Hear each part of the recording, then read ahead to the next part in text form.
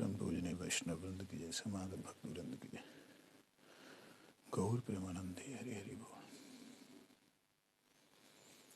गुरुवे गौरचंद्राय श्री राधिकाय तदालय कृष्णाय कृष्ण भक्ताय तद्भक्ताय नमो नमः। श्री कृष्ण चैतन्य प्रभु नित्यानंद श्री अद्वैत गदाधर शिवासादि गौर भक्तवृंद। हरे कृष्ण कृष्ण कृष्ण हरे हरे, हरे राम राम राम हरे हरे।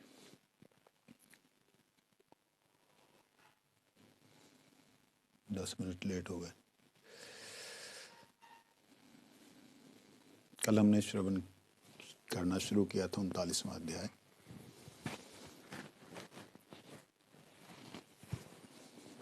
ब्रजनाथ जी और विजय कुमार दोनों ने सोच विचार कर तय किया कि चौमासा जो है, चतुर्मास, हम पुरी में ही रहते हैं। दादी को ही मना लिया और वो नृत्य प्रति उन्होंने एक नियम बनाया कि जगन्नाथ जी का दर्शन करके वहाँ नरेंद्र सरोवर में स्नान करते और नज़दीक के जितने भी स्थान हैं उनका दर्शन करते। रोज़ का उन्होंने नियम बना लिया। जो भी जगन्नाथ जी की विशेष सेवा होती, जैसे गणवेश, शास्त्र बाहुवेश इत्यादि जो है, उन सब का वो दर्शन करने के लिए नियमित रूप से जाने लगे। गोपाल गुरु गोस्वामी बहुत ही प्रसन्न हुए और बोले, कहते मुझे तुम दोनों के प्रति ऐसा लगता है, वात्सल्य भाव सा लगता है कि बच्चे हो तुम मेरे। इस तरह से बहुत अच्छा लगा। जितने अधिक दिन तुम रुकोगे मुझे उतनी ही बड़ी प्रसन्नता होगी। तुम जैसे सच्चे शिष्य जो है आसानी से नहीं प्राप्त होते। ब्रजनाथ जी ने अत्यंत विनम्र होकर पूछा, कृपा कर भिन्न भिन्न रसों के विभाव आदि को बताकर रस तत्व की ऐसी व्याख्या करें जिससे हम लोग सहज ही समझ सकें। गोस्वामी जी कहते हैं, बड़ा ही सुंदर विषय है। श्री गौर सुंदर मेरे मुख से जो कुछ कहलाएंगे मैं कहूँगा, तुम लोग सावधानी से श्रवण करना। महाप्रभु जो कहलाएंगे वही करूँगा, सावधानी से सुनना। सबसे पहले शांत रस आता है। शांत रस में शांति रति ही स्थायी भाव है। निर्विशेष ब्रह्मानंद में और योगियों के आत्मानंद में जो आनंद है वे अत्यंत सीमित और शिथिल आनंद है। ईशमय आनंद इनसे कुछ बढ़कर होता है और ईश स्वरूपानुभव ही इस सुख का कारण होता है। शांत रस के अवलंबन चतुर्भुज नारायण मूर्ति हैं।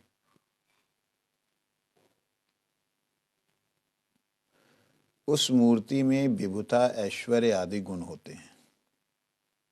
शांत पुरुष ही शांत रति के आश्रय होते हैं।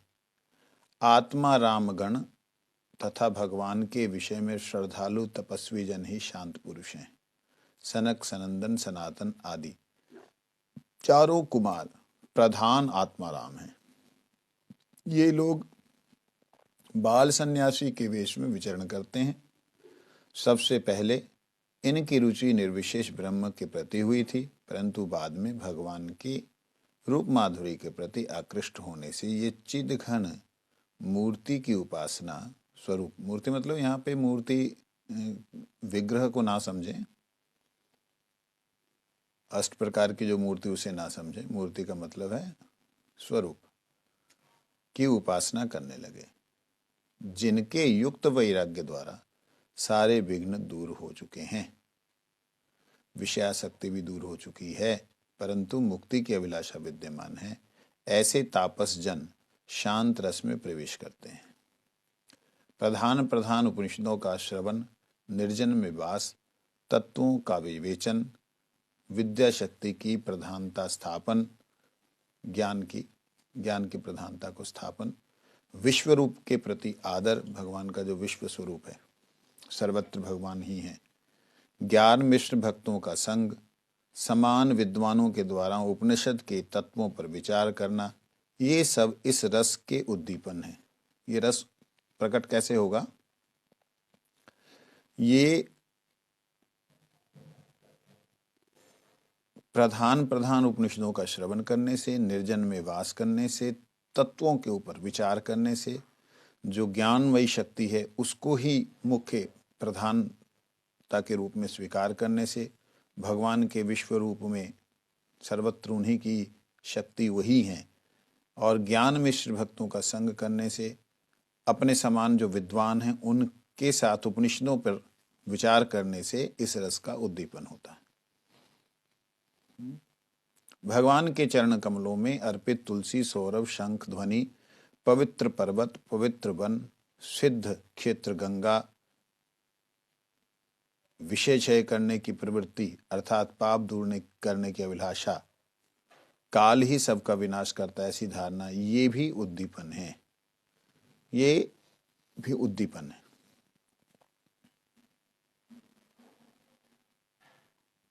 शांत रस के, ये शांत रस का विभाव है।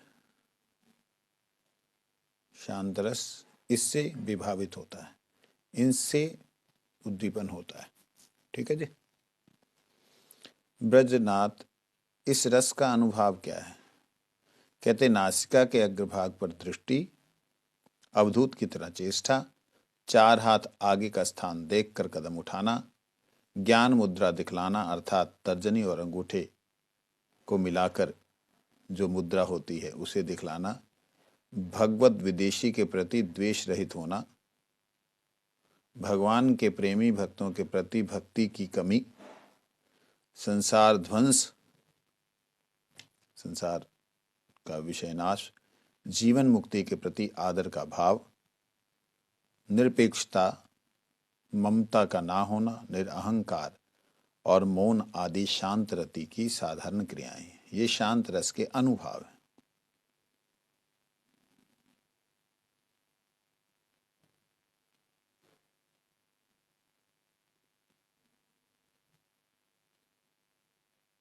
शांत रस के भाव के अनुसार जो चलते हैं, एक है शांत रस का विभाव जिससे वो भावित होता है, शांत रस बढ़ता है।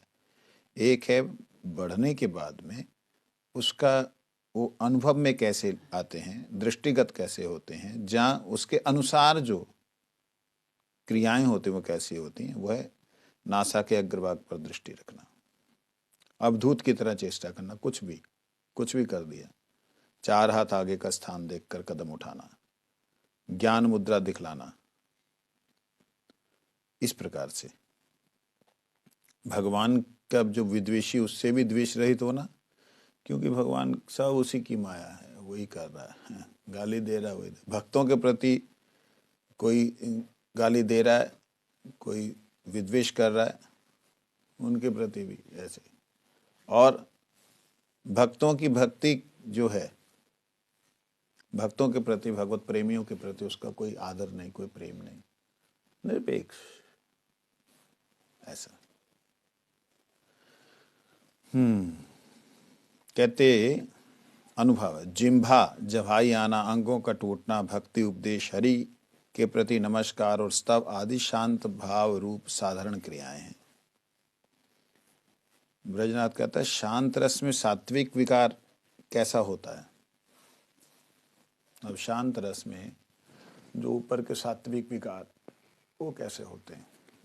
गोस्वामी जी कहते हैं प्रलय अर्थात मूर्छित होकर पृथ्वी पर गिरने के अतिरिक्त रोमांच, स्वेद, स्तंभ आदि सात्विक विकार समूह इस रस के अधिक परिमाण में लक्षित होते हैं। इसमें दीप्त लक्षण सात्विक विकार नहीं होते। दीप्त लक्षण सात्विक विकार, ये जो पृथ्वी पे गिरना, रोमांच होना, स्वेद होना, स्तंभ होना, यही इसके अंदर दिखलाई देते हैं और भाव दिखलाई नहीं देते। ब्रजनाथ कहते हैं इस रस में संचारी भाव कौन कौन से हैं? ये इसमें कौन कौन से भाव दूसरे आ जाते हैं जो संचार करते हैं इसमें? कहते हैं निर्वेद, वैराग, धैर्य, हर्ष, आनंद, मति, स्मृति, विषाद, उत्कंठा, आवेग और वितर्क, ये संचारी भाव समूह साधारणतः शांत रस में देखे जाते हैं। ब्रजनाथ कहते हैं शांत रति कितने प्रकार की होती है। शांत रस में शांत रति स्थायी भाव है। शांति रति समः और सांद्रा भेद से दो प्रकार की होती है। जो शांत रसी है वो समा एकदम समान रहती है, किसी के प्रति कोई भी आदर, कोई भी द्वेष, कोई भी प्रेम, कुछ भी नहीं, ऐसा शांत रति की बात बोल रहे हैं। अब जहां ये बोला जा रहा है ना शांत रस के बारे में, वो ब्रज के बाहर की बात है। ब्रज का शांत रस अलग है। ब्रज में तो माधुर्य पूर्ण शांत है, सारे के सारे अंदर मधुरिमा है। असम प्रज्ञात समाधि,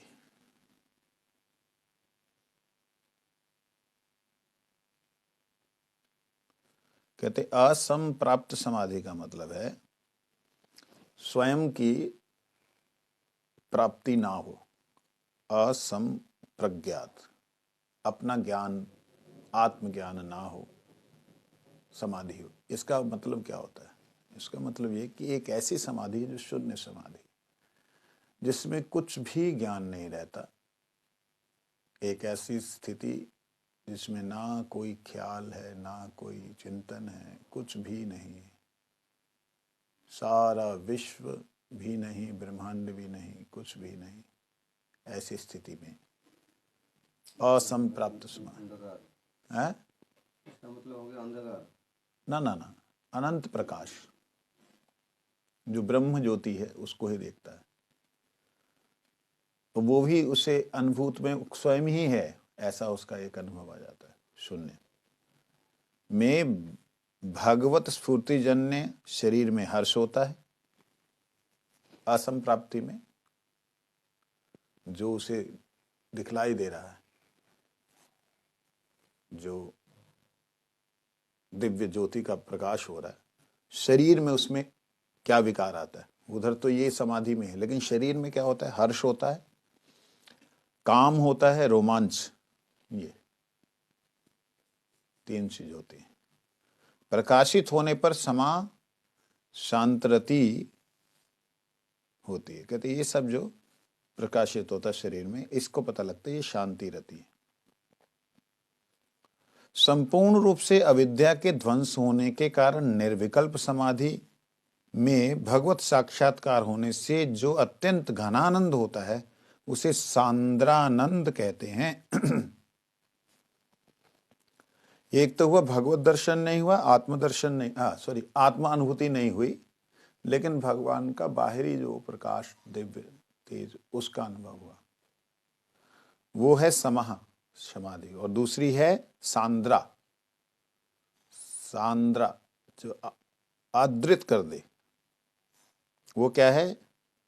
भगवत साक्षात्कार, भगवान के साक्षात्कार होने से जैसे ध्रुव जी को आनंद मिला, वो सांद्रानंद कहते हैं। सांद्रा शांति रति में यदि सांद्रानंद प्रकाशित होता है, परोक्ष और साक्षात्कार भेद से शांत रस दो प्रकार के होते हैं, परोक्ष और साक्षात, यही सांद्रानंद।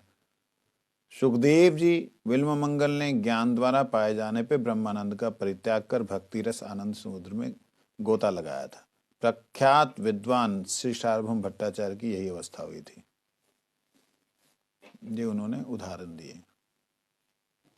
ऐसे हजारों लोग हैं जिन्होंने पहले ज्ञान मार्ग में थे, फिर वो भक्ति मार्ग में, और ऐसे हजारों लोग हैं पहले भक्ति मार्ग में थे जो ज्ञान मार्ग में गए, क्योंकि भक्ति का वो रस प्राप्त नहीं हुआ, ज्ञान में शांत प्राप्त हुआ। ऐसा ब्रजनाथ जी कहते हैं जड़ अलंकार में शांत रस को क्यों नहीं ग्रहण किया गया? जो संसार में जो अलंकार शास्त्र है उसमें शांत रस को ग्रहण क्यों नहीं किया?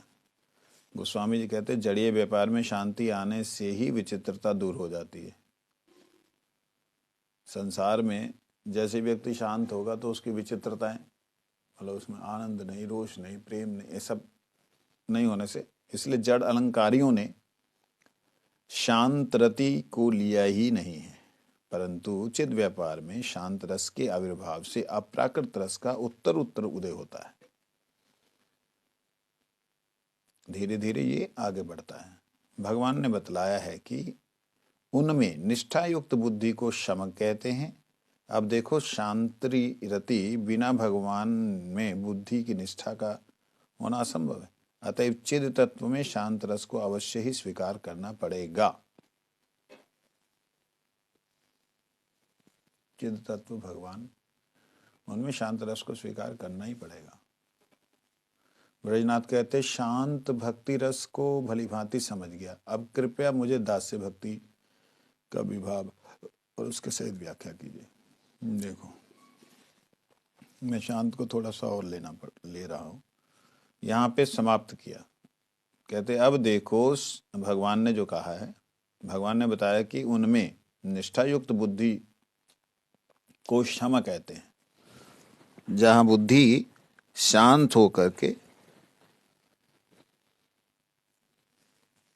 विलीन हो जाए वो है शम। शांत होकर के मिलित हो जाए, मिल जाए, वही शम है। उनमें निष्ठा युक्त, भगवान में निष्ठा युक्त होकर। अब आप जितने भी भगवत धाम के कण हैं, जो कि चित कण हैं, चिन्मय हैं, स्वयं प्रकाशमान हैं, तो यहाँ इस जगत में या अन्य ब्रह्मांडों में, या अन्य देव देवी और तपस्वियों में जब शांत रति का उदय होता है तो भगवान को, भगवान के स्वरूप को, भगवान के गुणों को, भगवान की लीला को बड़े ही शांत भाव से देखते रहते हैं, सुनते रहते हैं, विलीन होकर के रहते हैं, उन्हीं में रमे हुए रहते हैं। ऐसे जो भक्त हैं, ऐसे जो साधक हैं, उन्हें भगवान के धाम में जो रजकण है, रज तो शब्द प्रयोग कर रहा हूं यहां के लिए, जो वहां का धाम स्वरूप है वो प्राप्त होता है।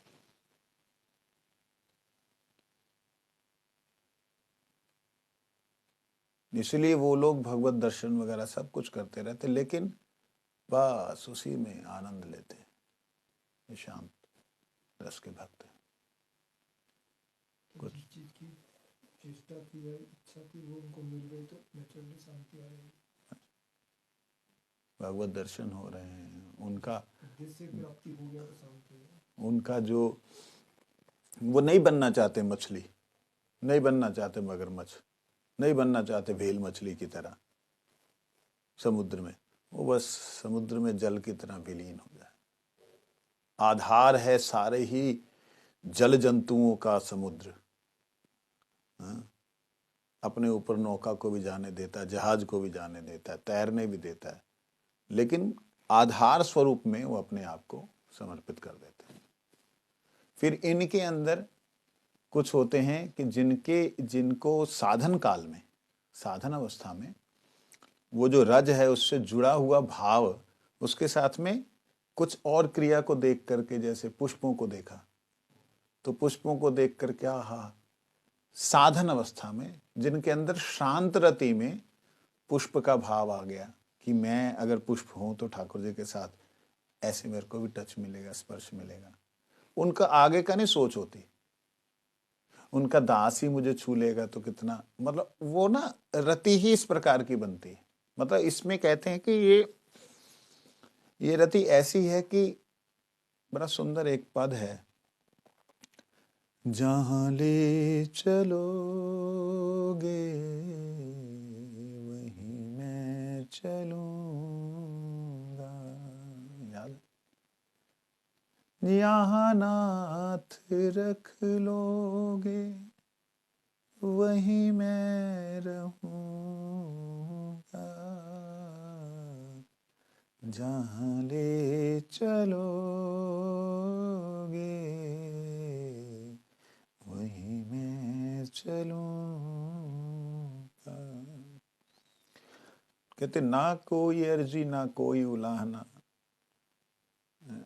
मेरे को ना कोई अर्जी है कि ऐसा कर दीजिए, ना कोई उलाहना कि आपने ऐसा क्यों नहीं किया। आपने जैसा करना है, जैसा कराना है वो करवा लीजिए।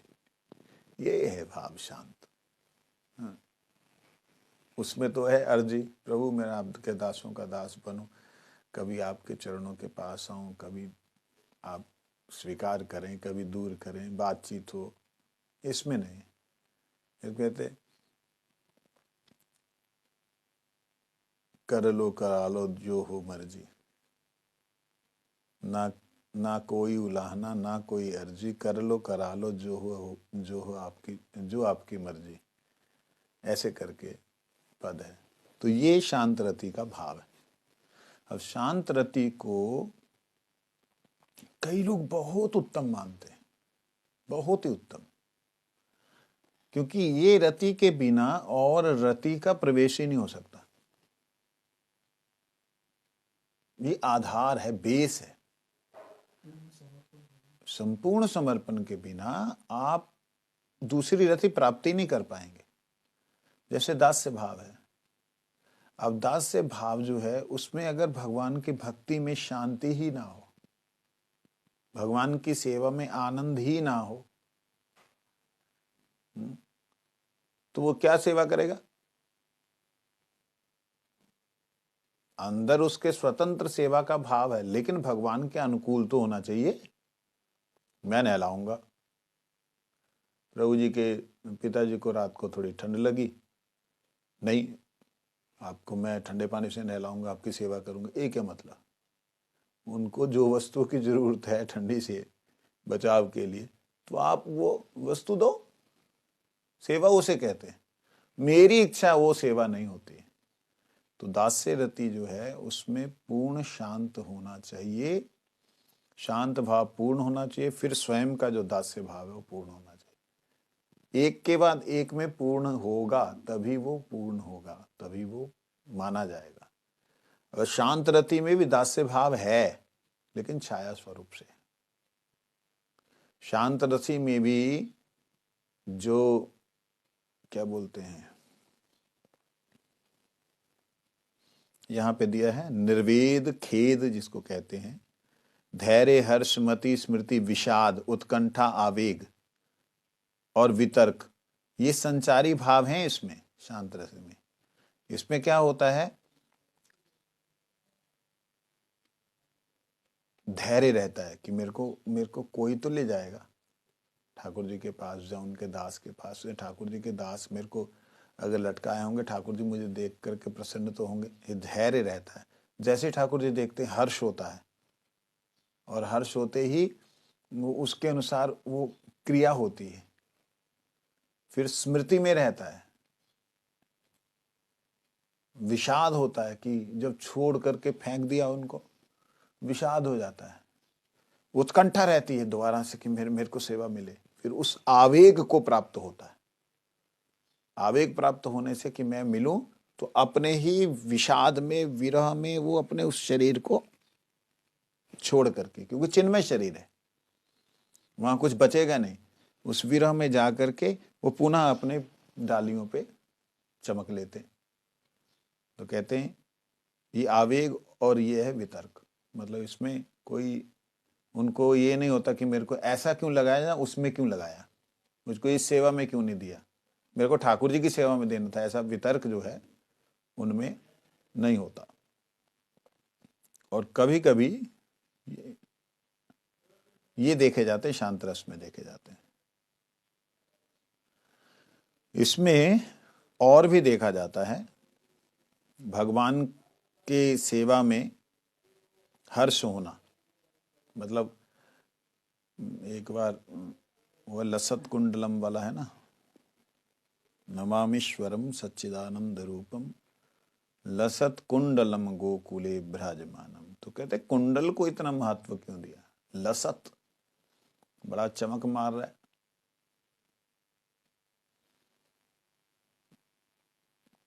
कहते ठाकुर जी के जो गाल है ना, ये स्वर्ण का है, सोने का है कुंडल, और उसमें रत्न लगे हुए हैं, तो उस वो हिलने से डुलने से, तो ठाकुर जी का जो श्याम वर्ण है उसमें जो ये लसत कुंडल, ये कुंडल जब लसायमान में से चमक मारता है तो और भी शोभा प्राप्त होता है कुंडल।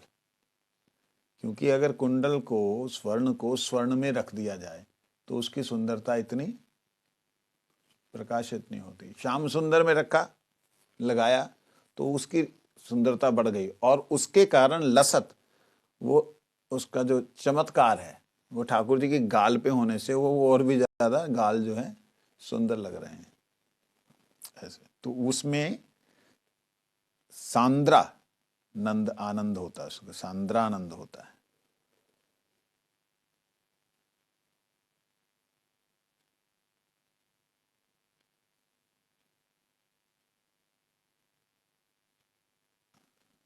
एक तो परोक्ष रूप से इसका आनंद आता है, एक साक्षात रूप से आता है। परोक्ष रूप से कैसे होता है? जैसे जिस जिस पेड़ से लिया गया, जिस डाल से लिया गया फल, वो फल जैसे ही ठाकुर जी के मुखारविंद में जाता है, जब स्वीकार करते हैं उसे, स्पर्श करते हैं, तो ये जो है पेड़ जो है ये आनंदित होता है, उसको बहुत आनंद आता है। ये परोक्ष रूप से आनंद प्राप्त कर, और जो उनके मुख में गया है वो साक्षात रूप से आनंद ग्रहण करता है। इस प्रकार से होता है।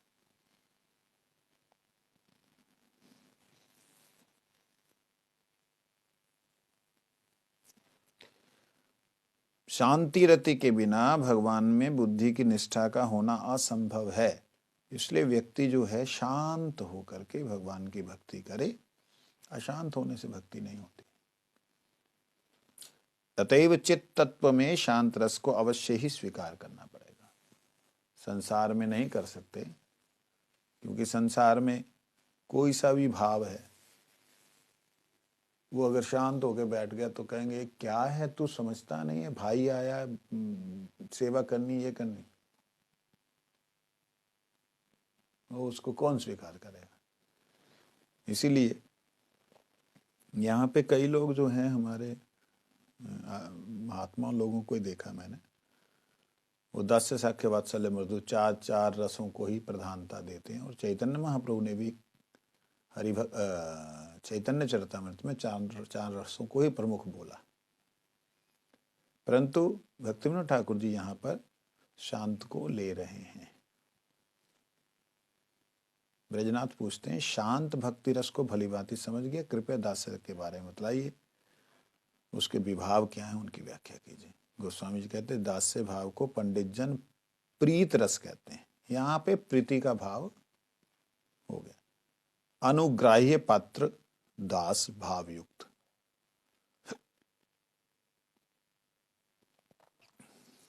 जो भगवान की अनुग्रह को प्राप्त होता है, भगवान की कृपा को प्राप्त होता है, वही दास भाव युक्त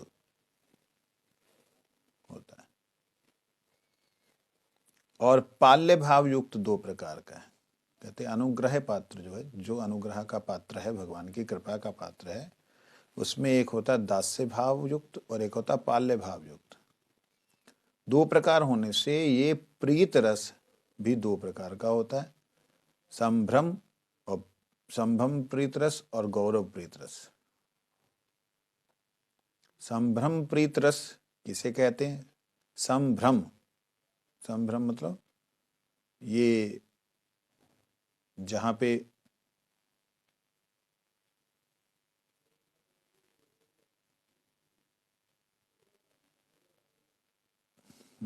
इसको पढ़ते हैं।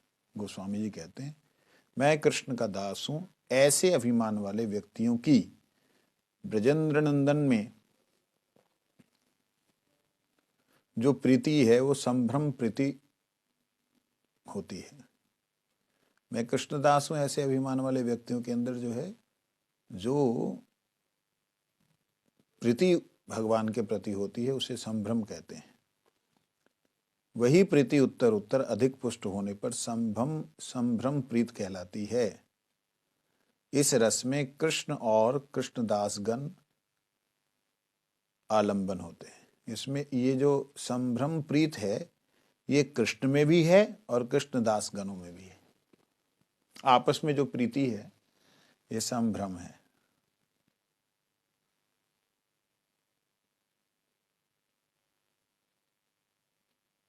इस रस में कृष्ण का स्वरूप क्या है?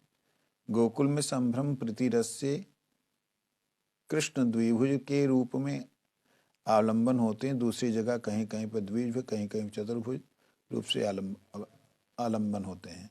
गोकुल में नव जल धर कांति युक्त प्रभु कृष्ण कर युगलों में मुरली, कटि प्रदेश में स्वर्ण को भी मात कराने वाले पीत वसन, सिर पर मयूर पुच्छ का चूड़ा धारण कर गोप वेश को आलंबन करते हैं। अन्यत्र द्विभुज होने पर भी हाथों में शंख चक्र, समस्त अंगों में मणिमुक्ताओं के आभूषण युक्त ऐश्वर्य वेश में अवलंबन होते हैं। श्री रूप गोस्वामी ने भक्ति रसामृत सिंधु में से इस प्रकार से लिखा है।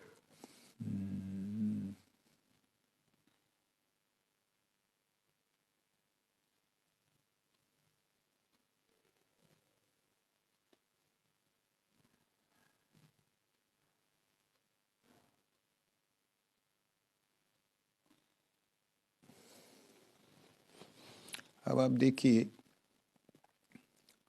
गोकुल में नवजलधर कांति युक्त प्रभु श्री कृष्ण कर युगलों में मुरली, कटि प्रदेश में स्वर्ण को भी मात करने वाला पीत वसन, सिर पर मयूरपुच्छ का मुकुट, गोप वेश को आलंबन करते हैं।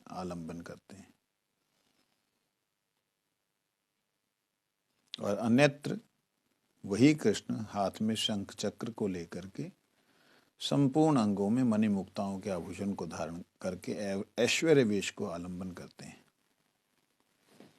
रूप गोस्वामी जी कहते हैं, ब्रह्मांड कोटि धामे कर रोम कूप कृपाम्बुधि, अविचिन्त्य महाशक्ति सर्वसिद्धि निषेविता, अवतारावलि बीजम सदात्मा राम हृदगुणम, ईश्वरः परम आराध्य सर्वज्ञ सुदृढ़व्रत, समृद्धिमान क्षमाशील शरणागत पालक,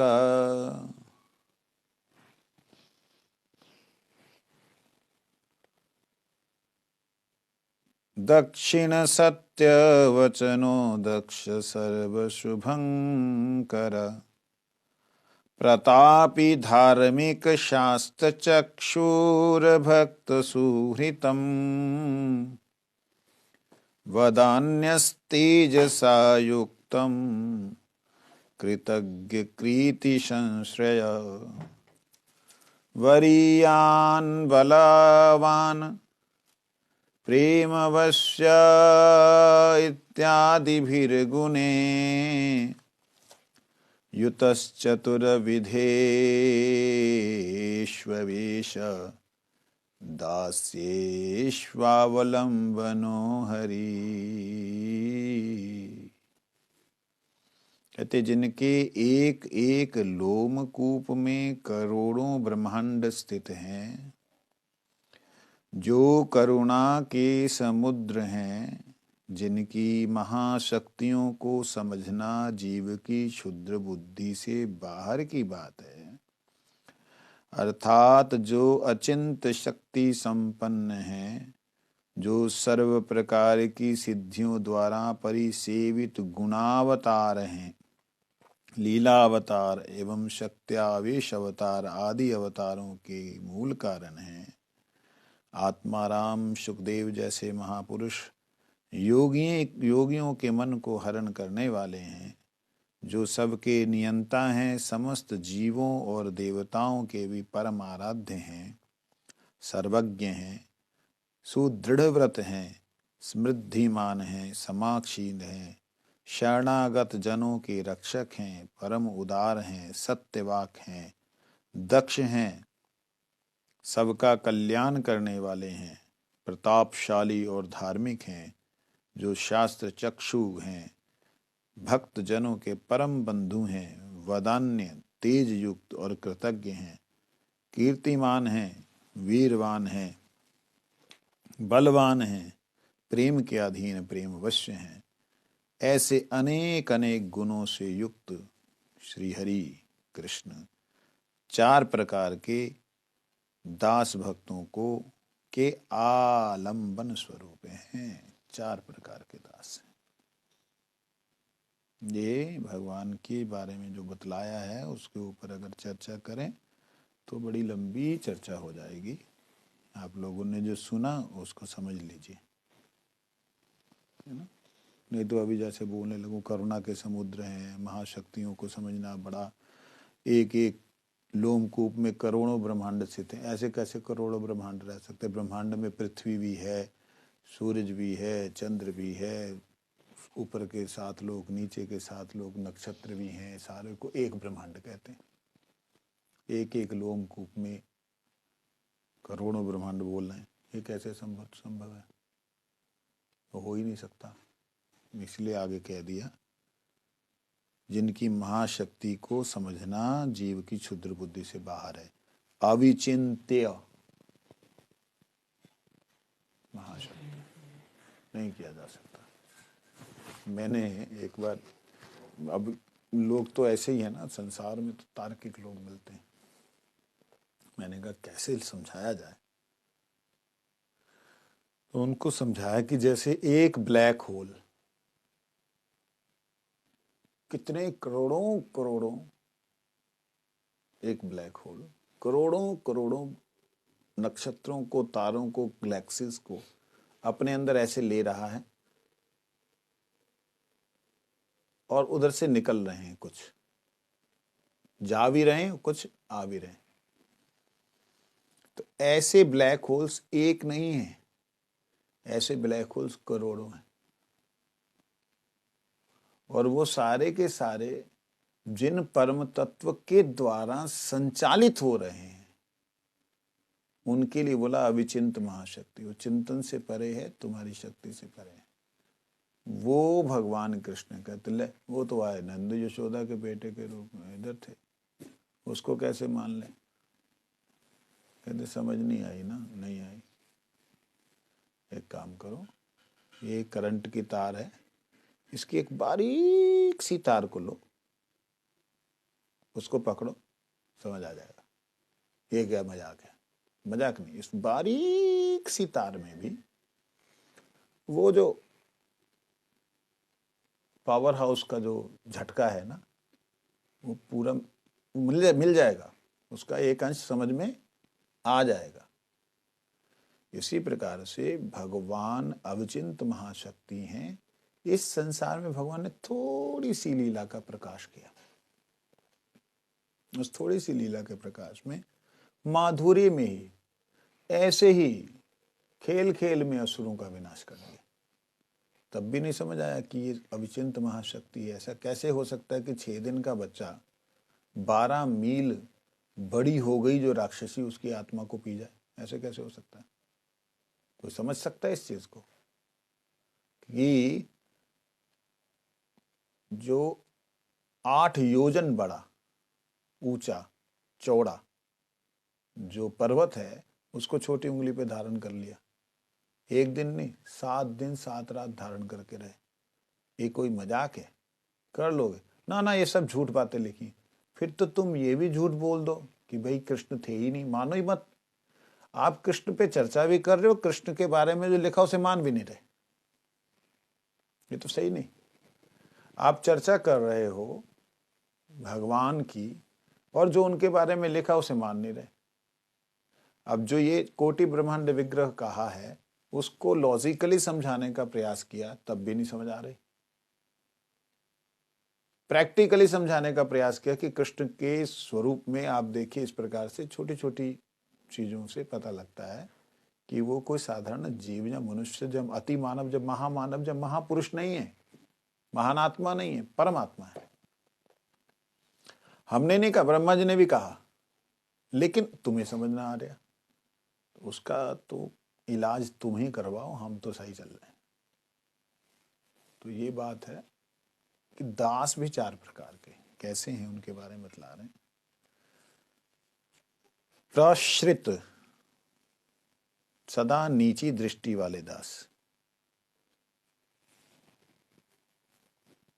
ए मधुसूदन, जाओ गुरु जी के लिए लेके आओ जी, मतलब आंखों से आंखें ना मिला पाने वाला जी।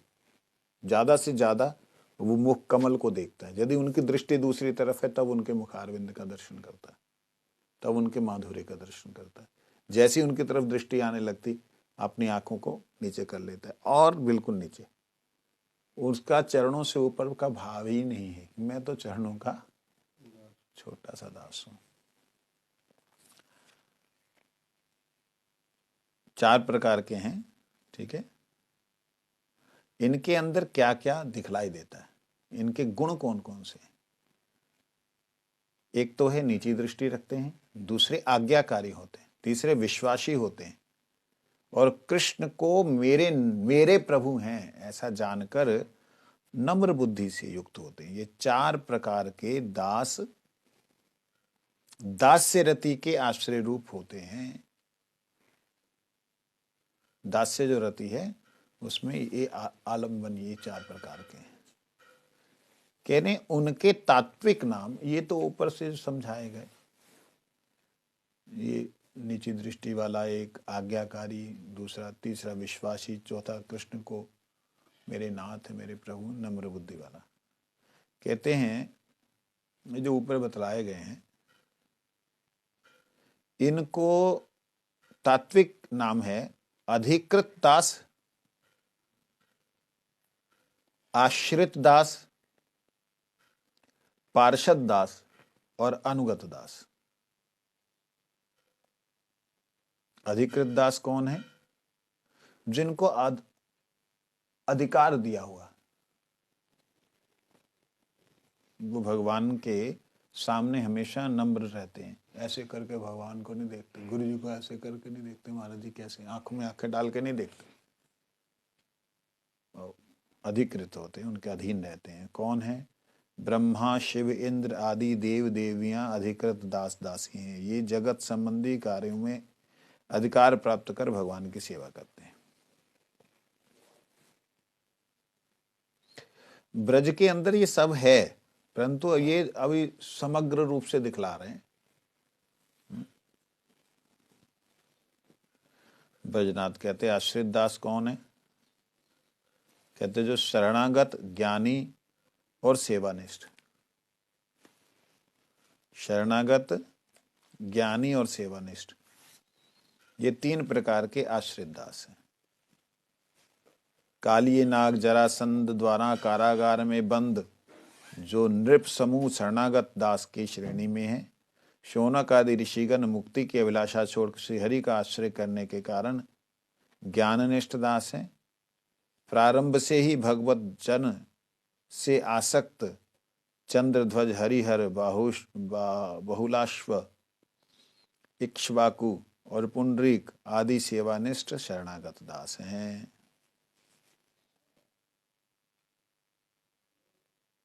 जो शरण में आ गए शरणागत हो गए, जिसमें कालीनाग शरण में आया, जरासंध शरण में आया, कारागार में जो राजागण थे वो शरण में आए, तो वो शरणागत दास कहलाए। शौनक आदि ऋषि जो हैं वो ज्ञान मार्ग में गए, मुक्ति की अभिलाषा उन्होंने छोड़ दी जब उन्होंने सूत गोस्वामी से कथा सुनी और भगवान के आश्रय में निष्ठ हो गए, ज्ञान निष्ठ दास हैं। वह आरंभ से ही भगवत जनों में आसक्ति से जो युक्त हैं, चंद्रध्वज, हरिहर, ये सब जो है पुंडरीक आदि सेवानिष्ठ दासगत, शरणागत दास। ये जो ऊपर बात चली है ना, अधिकृत दास, आश्रित दास, अब है पारिषद दास, जो परिषद है। इसमें कौन कौन है? उद्धव हैं, दारुक हैं, सात्यकी हैं, श्रुतदेव हैं, शत्रुजित, नंद, उपनंद, भद्र, ये सब परिषद दास हैं। ये लोग मंत्रणा आदि कार्यों में नियुक्त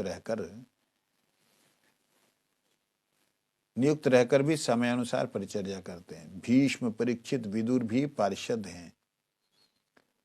इनमें प्रेमी दास उद्धव जी ही श्रेष्ठ है।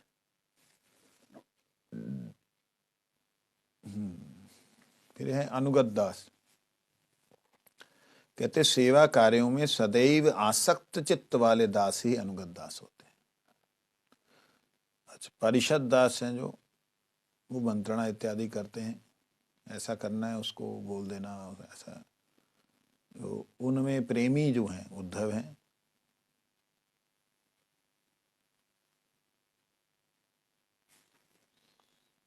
अच्छा, उसके बाद है आश्रित जो हैं वो शौनक आदि ऋषि, राजागण, ये इसमें से सेवानिष्ठ जो हैं वो। अच्छा, अधिकृत शिव इत्यादि देववृंद, देव देवियां, दास दासियां जो, ठीक है।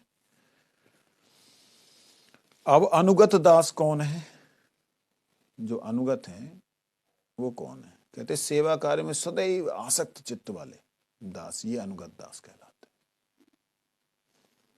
ये दो प्रकार के होते हैं, एक ब्रज में रहने वाले, दूसरे वैकुंठ इत्यादि, द्वारिकापुरी इत्यादि में रहने वाले।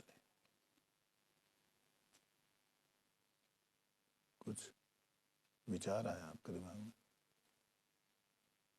क्या है?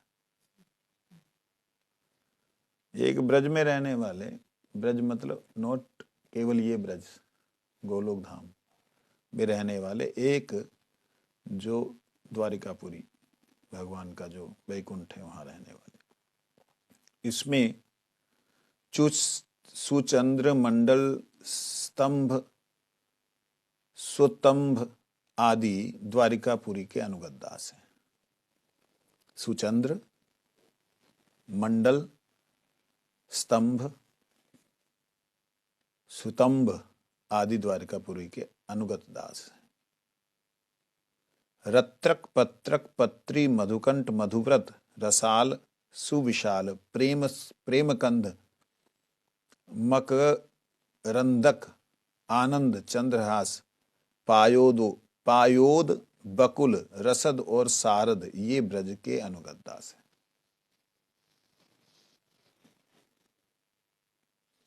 ब्रज के अनुगत दासों में रत्रक सबसे प्रधान है। नहीं, सखा नहीं, रत्रक जो है दासों में, रत्रक, पत्रक, पत्री, मधुकंठ, ये सब दास हैं। ये मधुव्रत, ये वो नहीं है, ये सखा वाले नहीं है। ब्रज की लीला में दास, सखा नहीं है। ये कहते इनमें रत्रक सबसे प्रधान है। धूर्य, धीर और वीर भेद से पारिषद और अनुगत दास तीन प्रकार के होते हैं। पार्षद दास जो ऊपर बात हुई है, उद्धव, दारुक, सात्यकी, श्रुतदेव, शत्रुजित, नंद, उपनंद, ये पार्षद दास है जो कि बैठ करके चर्चा करते हैं कि भैया क्या करना है, कैसे करना है, मंत्रणा इत्यादि, भीष्म, परीक्षित इत्यादि। कहते हैं धूर्य, धीर और वीर भेद से पार्षद और अनुगत दास तीन प्रकार के होते हैं। जो भक्त कृष्ण के प्रति, कृष्ण प्रेयसियों के प्रति और कृष्ण के सेवकों के प्रति यथा योग्य प्रीति रखते हैं, वे धूरे पारिषद हैं। सबके प्रति जो यथा योग्य, जिसकी जहां पे जिसको जितना प्रेम देना है, जैसा देना, जैसी बात करना, वो धूरे पारिषद है। इनमें जैसे वो नंद उपनंद आ गए, ये सब भाई राधा रानी के प्रति कैसा प्रेम, कैसा भाव होना चाहिए, इस सब के प्रति यथा योग्य। जो कृष्ण प्रेयसी सत्यभामा के आश्रित होते हैं, कृष्ण की सेवा में विशेष रूप से नियुक्त नहीं होते, वे धीर पार्षद हैं। कौन कौन से हो गए? तो धूर्य, धीर्य, ये बड़ा झंझट है। हे राम, धूर, धीर और वीर, ये अलग अलग बात। धूर जो हो गए, जो कृष्ण के प्रति, कृष्ण प्रेयसियों के प्रति, कृष्ण सेवकों के प्रति यथा योग्य प्रीति रखते हैं, जितना जिसको प्रेम, वो हो गए धूर्य। शब्द ही नहीं याद रहेंगे। और जो कृष्ण प्रेयसी के प्रति, सत्यभामा इत्यादि के आश्रित होते हैं और कृष्ण की सेवा में नियुक्त रहते हैं, वह धीर हैं। तथा जो भक्त केवल मात्र कृष्ण की कृपा के आश्रित होते हैं, दूसरों की चिंता नहीं करते, वे वीर पार्षद हैं। श्री कृष्ण के पूर्वोक्त आश्रित पार्षद और अनुग, ये तीनों प्रकार के दासगण नित्य सिद्ध और साधक भेद से 3 प्रकार के होते हैं। नित्य सिद्ध भी हैं, इनमें सिद्ध भी हैं और साधक भी हैं। 3 प्रकार से जो हैं, ऊपर के जो आश्रित पार्षद और अनुग, इनमें आश्रित पार्षद अनुग, सबसे पहले वाले जो थे 4 थे ना,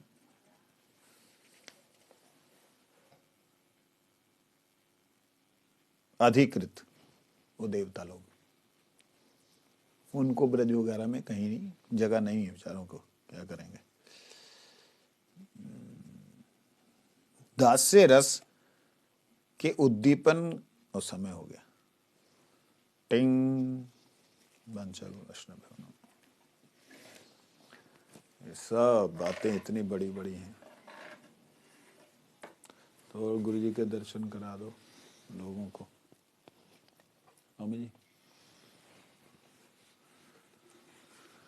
हरिहराय नमः, कृष्ण यादवाय नमः, यादवाय माधवाय केशवाय नमः, गोपाल गोविंद राम श्री मधुसूदन, गिरिधारी गोपीनाथ मदन मोहन, श्री चैतन्य नित्यानंद श्री अद्वैत सीता, हरि गुरु वैष्णव भागवत गीता, जय रूप सनातन भट्ट रघुनाथ, श्री जीव गोपाल भट्ट दास रघुनाथ, ऐसे गोसाई करी चरण बंदा, जहाँ होते विघ्न नाश विष्ट पुराण, ऐसे गोसाई यार मुई तारदा, असवार पद रेणु मोर पंचगा, तांदेर चरण सेवी भक्त सनेवा,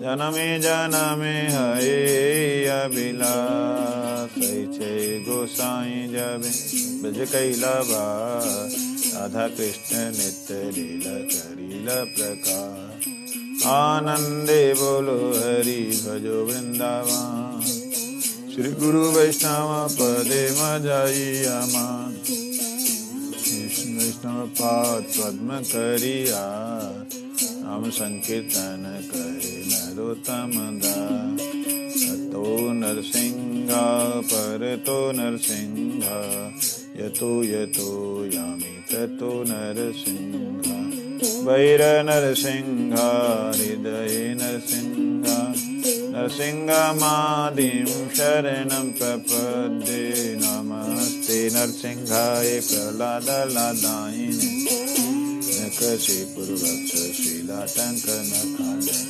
वागीशायस्य वदने लक्ष्मी यस्य च वक्षसि, यशस्ते हृदय संवितं नरसिंहमहं भजे, श्री नरसिंह जय नरसिंह जय नरसिंह, प्रह्लादे जय पद्ममुख पद्मभृंग, इतो नरसिंहा परितो नरसिंहा, यतो यतो यामि ततो नरसिंह, वैर नरसिंहा हृदये नरसिंहा, नरसिंहमादिं शरणं प्रपद्ये, नमस्ते नरसिंहाय प्रह्लादलादायिने,